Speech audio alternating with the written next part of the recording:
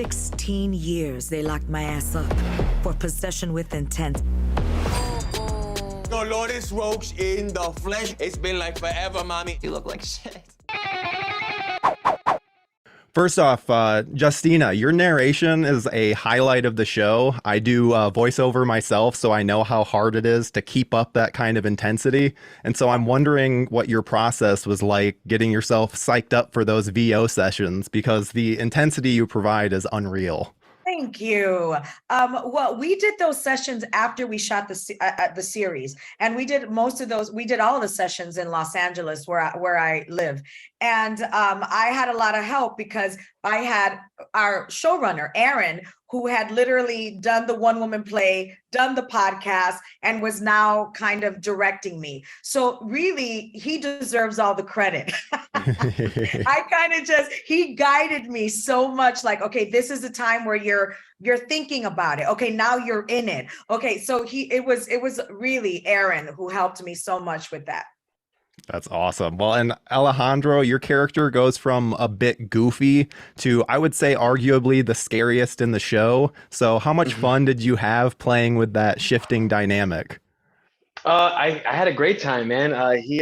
He's got so many characters. He's a very complicated guy, and he's completely unhinged.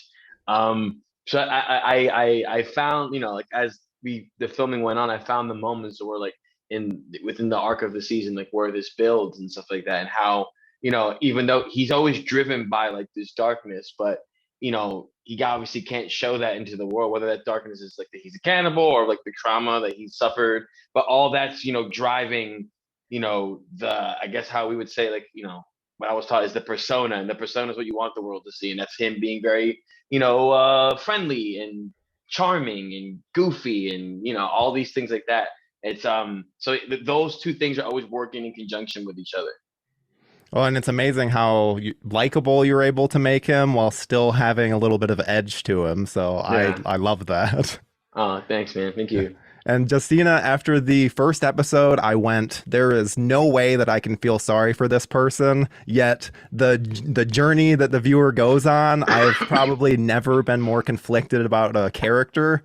So how do you balance the ferocity involved with the character with trying to be empathetic to the audience? I think it's just really, I think that's why I was so attracted to the material, because I just inherently just knew. I knew how to, what I wanted to do.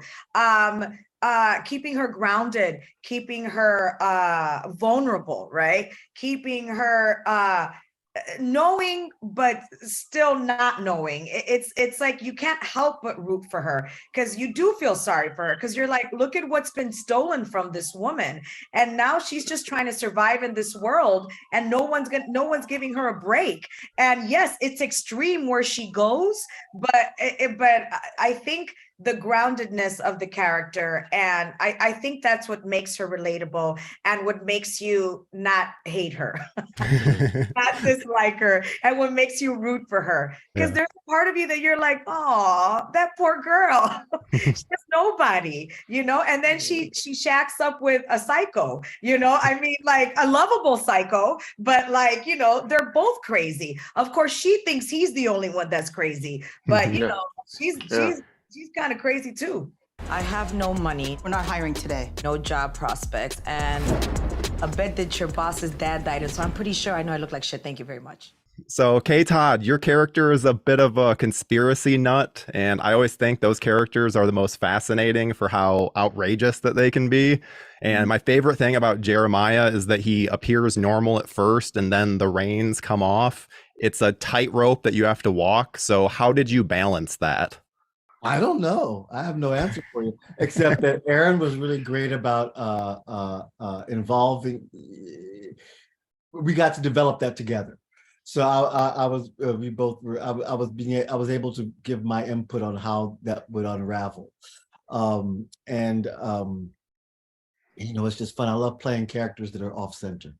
So it's nice to, I like that it was subtle. I like that it just sort of creeps in very, very sort of minutely, and you don't give anything away from the beginning of it. So You know, it was just fun. I'm a huge Buffy fan, so anytime I see Mr. Trick pop up in something, I'm always so excited. So I absolutely loved your role here. Yeah, good, good. And Kita, you are one of the only moral centers in the show. How did you feel about not being able to join in on the fun blood and guts stuff? I'm cool with it. Like I don't like any I get very antsy around that type of thing. So not having to have like blood squirt at me or anything like that, I'm fine with it. I'm fine with being the, you know, doe-eyed, smiling ingenue if I have to be that. You want to get into the nitty-gritty and stuff like that. But it was nice to be the complete opposite, you know, to kind of give the other end of the spectrum of what everyone else was doing. Mm-hmm. And just get to be, like you said, the moral compass, get to be the pure one, as it were. So when am I going to see what these magic cannons can really do here, huh? What have I done?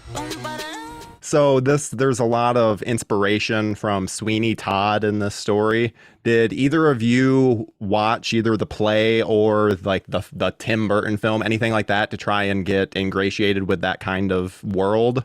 Well, I had been with this show, since it was a podcast. So I've been with it for 5 years. And so I actually don't know if I had seen any. I knew it, obviously. I'm a huge theater buff, worked in the theater. But I did at one point see the most recent off-Broadway reiteration, not the current Broadway iteration. That was in like a tiny pie shop setting. But that didn't have really any sort of, it didn't inspire any of what the character of Nellie was going to be. Nellie came from having such long talks with Aaron Mark, who became a really close friend of mine. And we would have these like 5-hour-long talks since, 5 years ago till now about Nellie as a character and just about our lives and becoming such close friends as people. And so I think it really just came from that. Sweeney, the very source material of it was just a jumping off point for Aaron to really tell a story that he saw could be the lens through Washington Heights and the gentrification that's happening there. And kind of all were allowed to give our thoughts on how that could best work for our individual characters. Did I miss your birthday? Oh. No, I was just feeling festive.